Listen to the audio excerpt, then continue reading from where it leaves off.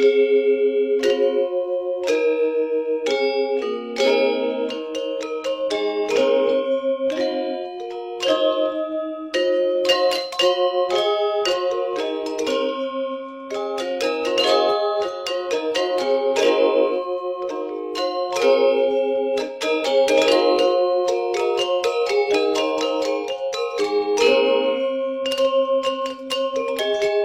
Swastiastu.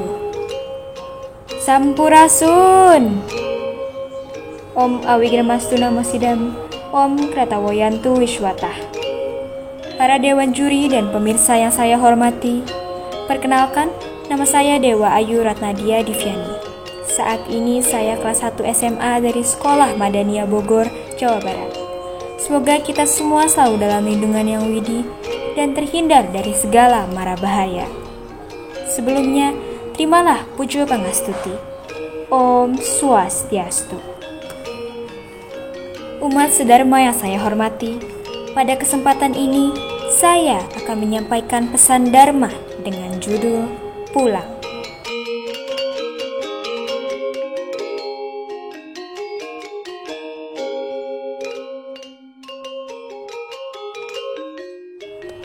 Terdengar agak menyedihkan, bukan? Ya, suatu saat nanti kita semua harus pulang. Bagi yang sedang bekerja jauh dalam masa pandemi ini, tetap harus pulang ke rumah menemui sanak keluarga. Bagi yang sedang menempuh pendidikan yang jauh dari rumah, juga harus pulang sesekali untuk bertemu orang yang disayangi. Dan bagi kita semua, umat manusia di dunia, juga harus pulang ke Hyang Widi di waktu yang ditentukan. Lalu, bagaimanakah sebenarnya pulang ini? Apa saja yang harus kita persiapkan? Umat sedharma yang berbahagia, setiap orang dalam kehidupan ini memiliki titik tumpu dan titik tuju yang telah dibawanya sejak sebelum kelahiran. Dalam ajaran Hindu, kita kenal dengan nama karma wasana. Kita memang tidak bisa memilih mau dilahirkan oleh siapa, lahir di mana. Kita meyakini bahwa karma kitalah yang membawa kita saling bertemu lalu bercengkrama di dunia ini, sehingga kita terlahir menjadi putra-putri dari ibu bapak, mama papa, ayah bunda, menjadi adik ataupun kakak dari saudara kita, dan menjadi sahabat dan kerabat dari keluarga besar kita. Ini semua karena karma wasana kita pada kelahiran demi kelahiran sebelumnya. Inilah serada terbesar yang harus kita yakini, karma. Oleh karenanya lah, kita tidak perlu risau untuk menjawab pertanyaan seperti, apa agamamu? Mengapa aku dilahirkan sebagai seorang Hindu? Mengapa aku bertemu dengan si A, si B? Apakah aku pun akan reinkarnasi sebagai umat Hindu? Itu semua ditentukan oleh karma wasana kita. Umat sedharma yang saya banggakan, kita terlahir ke dunia ini pasti memiliki tujuan, bukan? Salah satunya adalah untuk memperbaiki kesalahan demi kesalahan dalam kelahiran masa lalu, untuk mencapai keindahan demi keindahan di masa depan, agar bisa pulang dan menyatu dengannya yang dalam ajaran kita disebut dengan kata moksha. Berbekal keyakinan akan tujuan hidup umat Hindu, yaitu Mokshartam Jagadita Yacha Iki Dharma, maka kita dapat melewati semua ancaman, tantangan, hambatan, dan gangguan dalam kehidupan ini. Seperti halnya saat gadget berisi foto ataupun file penting tiba-tiba rusak, kita tidak bisa terus-menerus menangisinya, bukan? Mau tidak mau, kita harus membeli gadget lainnya agar bisa kembali memotret gambar-gambar yang berkualitas ataupun membuat berkas-berkas yang penting. Namun, merek dan spesifikasi gawai sudah sangat beragam di era modern ini. Ada yang RAM-nya gede atau yang kameranya mulus. Ada juga yang mereknya dikenal awet, tahan air, sampai yang tahan banting. Begitu banyak pilihan, namun tetap diri kitalah yang memutuskan sesuai dengan kemampuan, kebutuhan, dan keadaan kita untuk memilih mana produk yang paling sesuai dengan diri kita. Demikian pula halnya dalam spiritual. Mana tabungan yang paling sesuai untuk kita? Kitalah yang paling memahaminya. Yang terpenting dalam melakukan pilihan adalah bahwa kita yakin hal tersebut akan membuat kita menjadi lebih baik dan lebih bermakna dalam menjalani kehidupan ini. Dalam ajaran Hindu, umat sedharma dijelaskan mengenai 4 jalan menuju moksa, yakni salah satunya di kitab suci Bhagavad Gita dijelaskan secara rinci tentang karma dan dhyana yoga pada bab ketiga dan bab keempat, juga bhakti yoga pada bab ke-12. Mana jalan yang paling pas buat kita dapat kita lakukan dengan pilihan hati yang mantap, sebagaimana Bhagavad Gita bab 4 sloka 11 berbunyi, Ye yatamam prapadyante tamstataiva bhajamyaham mamavat manuvartante manusya partha sarvasa. Menurut Bapak Gede Puja, sloka tersebut dapat diterjemahkan sebagai berikut.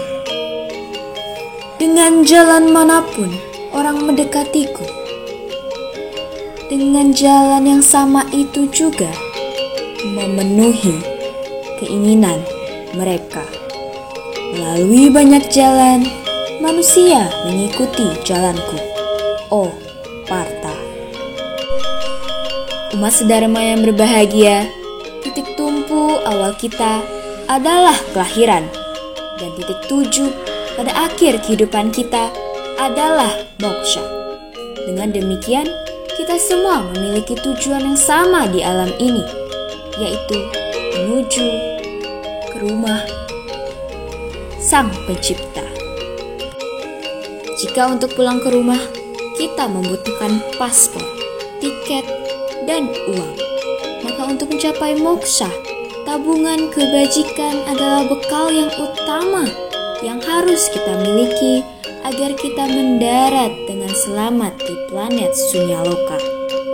Tiket dibeli sesuai dengan kemampuan. Semakin banyak uang yang kita miliki, semakin berkelas tiket kita, sehingga keberangkatan kita akan semakin nyaman. Begitu pula halnya dengan kebajikan. Semakin banyak tabungan kebajikan yang kita tabur di dunia ini, maka di setiap jengkal perjalanan kita menuju ilahi mendapatkan kedamaian karena doa dari sanak keluarga dan kerabat terus mengalir. Karakter kebajikan yang kita tinggalkan di dunia ini menjadi hal yang paling bermakna yang akan dikenang oleh sesama manusia di sepanjang zaman. Banyaknya barang yang dibawa pada saat mudik tentu akan merepotkan kita dalam perjalanan pulang, bukan? Demikian pula dengan hal-hal yang membebani kita pada saat menuju Tuhan. Jika dalam perjalanan pulang kita harus mengurangi volume bawaan sehingga perjalanan terasa menyenangkan, maka untuk mencapai Tuhan pun kita harus menanggalkan rasa iri, dengki, kesombongan, dan satripu lainnya, karena mereka hanya akan membebani perjalanan kita. Dalam Itihasa Mahabharata, khususnya Surga Rohana Parwa, dijelaskan di mana hanya Yudhistira yang berhasil mencapai surga didampingi oleh ayahnya Dewa Dharma dalam wujud anjing. Sampai di surga pun Yudhistira kebingungan karena saudaranya berada di neraka, bukan surga. Sedangkan Duryodhana, Sangkuni, dan para Kurawa sedang menikmati surga. Hal ini berlaku karena di masa kehidupan Pandawa pun masih dikelilingi oleh sifat-sifat satripu, sehingga mereka harus menebusnya dengan berada jauh dari Yang Widi. Sedangkan para Kurawa juga melakukan beberapa kebaikan semasa hidupnya, sehingga mereka berhak menikmati kesenangan surga selama beberapa saat. Setelah jauh dari Yang Widi selama beberapa waktu, Pandawa dapat kembali bersenang-senang di surga, sedangkan Kurawa dan Sangkuni menjerit di neraka. Demikianlah kita diajarkan untuk melepas segala perasaan duka, dendam, dan iri dengki. Sebaliknya, kita harus senantiasa mengembangkan pikiran positif dan perasaan ulas asih, serta memperbanyak dharma sesuai dengan materi-materi semasa SD yang sudah kita pelajari, seperti Trikaya Parisude, Catur Paramita, dan Catur Guru. Sebagaimana yang tertuang dalam Bhagavad Gita bab 8 sloka 13, yaitu Om Ityekaksaram Brahma Vyaharan Mam Anusmaran Ya Prayati Tyajandeham Sayati Paramam Gatim. Artinya, ia yang mengucapkan suku kata Om, yaitu Brahman, dengan mengingat aku sepenuhnya ketika ia berangkat menanggalkan badan jasmaninya, akan mencapai tujuan tertinggi.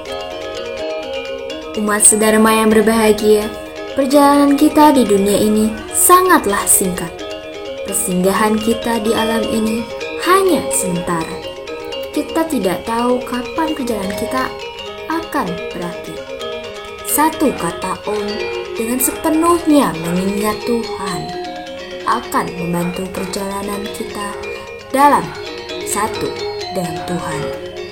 Kita harus memulai dari hari ini untuk selalu berbuat kebajikan. Bahkan seharusnya dari awal kehadiran kita di dunia ini, kita harus berbuat kebaikan, menghindarkan diri dari asubha karma. Oleh karena itu, umat sedharma, mari selama hayat masih dikandung badan, kita lakukan tugas dan kewajiban dengan sebaik-baiknya. Jauhi segala hal yang tidak berguna, seperti narkoba, rokok, pergaulan bebas, dan lain sebagainya. Mari kita isi masa muda kita dengan kegiatan berguna seperti mengikuti sekolah minggu, mendengarkan Dharma Wacana, ataupun membaca Bhagavad Gita. Jangan lupa untuk selalu berbahagia di tengah pandemi COVID-19. Semoga Tuhan senantiasa melindungi kita semua. Amis gula, amis kecap, lada cengek, lada jinten. Lamun ayah salah ucap, abdi nyuhun ken hapunten. Om Shanti Shanti Shanti Om.